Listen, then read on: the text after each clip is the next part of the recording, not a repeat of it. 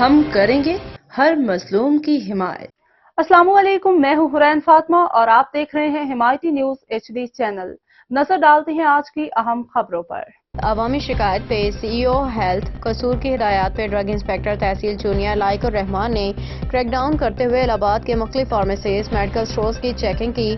کئی medical stores کو مختلف وائلیشن پہ وارننگ جاری کی، جبکہ ایک فارمیسی خالد فارمیسی کا چالان کرتے ہوئے مختلف ادویات کے نمونے لے کے ڈرگ لیب لاہور بھجوا دیے۔ ڈرگ انسپکٹر لائق الرحمان خان نے میڈیا سے گفتگو کرتے ہوئے واضح کیا کہ مریضوں کو معیاری ادویات کی فراہمی حکومت کی اولین ترجیح ہے۔